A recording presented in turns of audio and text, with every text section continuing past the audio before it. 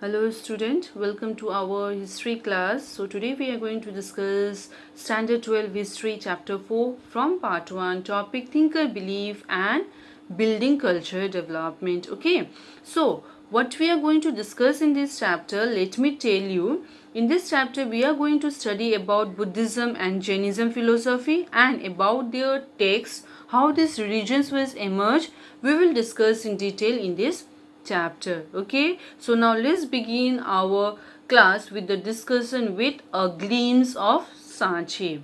Clear? Now children, as you all know, Sanchi is one of the most important source to know about Lord Buddha and about Buddhism, right? Now in 19th century we found that Europeans were very much interested in stupa of Sanchi, and during that time a French historian, he came to Shahjahan Begum, who was a ruler of Bhopal during that time. As Sanchi is situated at Bhopal, you all know, as French historian was so much interested at Sanchi stupa, he said that to the ruler, or he asked to the ruler that can he take the eastern gateway along with him so that he can show it in the French museum.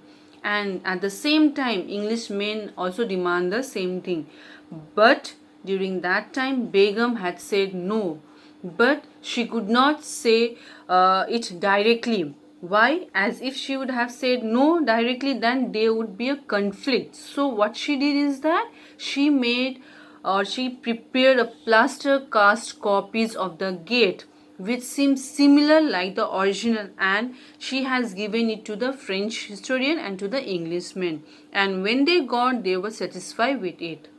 Clear? Now just imagine it children, what would happen if she had given the original.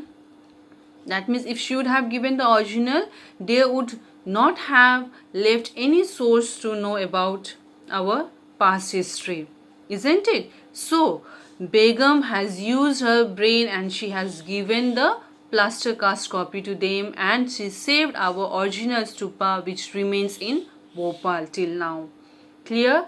Now the ruler Shahjahan Begum and his successor Sultan Jehan Begum had provided money for the preservation of stupa of the ancient site.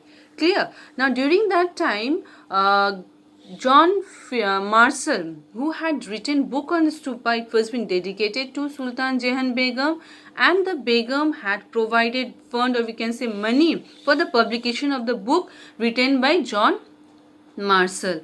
Clear? And even Begum has provided fund to build museum for preservation of ancient source, and also she has provided fund for the construction of the guest house where the traveler who comes from far away can take rest out there and could see the museum and could get the knowledge about our ancient source.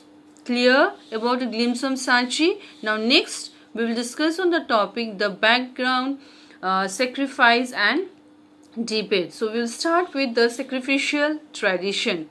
Now around 1500 and 1000 BCE, Rig Veda was compiled, and Rig Veda consists of hymns, which in Hindi we call it bhajan, which was performed to praise varieties of deities, that is god and goddesses like Agni, Indra, Soma. They used to perform to make them happy, and various type of sacrifice was also being talked about, and the people used to perform it. Why they used to perform the various type of sacrifice? As because they used to perform it with the family member for the well-being of the son, for the good health, for the cattle, for as the economic prosperity will be there, and for the long life. They used to believe, so they used to perform this sacrifice. Clear? Now at first we see that sacrifice used to be performed in a group. That means all the family members, they used to sit together and they used to perform the sacrifice. But later we see that it was being performed by the head of the family member only. He only used to sit and he used to perform this sacrifice for the well-being of the whole family. Clear? Now during that time there was important sacrifice was also been performed, which used to take long time to perform, like Rajasuya and Ashwamedha sacrifice, and this sacrifice used to be performed by chiefs and king. And who used to conduct the sacrifice? The Brahman priest, they used to conduct this sacrifice. Clear? Now, Ashwamedha sacrifice. Let's talk about Ashwamedha sacrifice. This sacrifice used to be performed by king. After the complete of the sacrifice, what we see is that they used to release white horse, and this white horse, how far it used to go, that whole area comes under the king, or that whole area belong to the king. Clear? Now suppose if in a middle of the way, if anyone try to stop that horse, it means that he want to fought battle with the king. Clear regarding this Ashwamedha sacrifice? Rajaswaya sacrifice used to be performed in the king inauguration sacrifice, we used to say. Clear? Now there was a new question in earlier period. So what question was arose by the people during that time? Like many people were very curious to know about the actual meaning of life, that is the birth, the karam, or we can say the and the possibility of life after death, what would happen after death, and their rebirth. Are they going to take rebirth? So how they are going to take rebirth? So the people had developed interest to know about all this thing. So such issue was debated, as during that time there emerged many great thinker and philosopher. So they had debated on this issue, and they had discussed, and they used to understood, or we can say they have understand and expressed the nature of ultimate reality.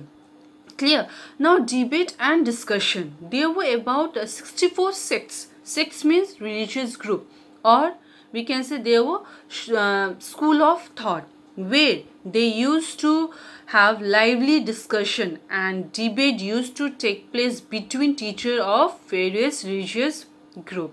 Clear?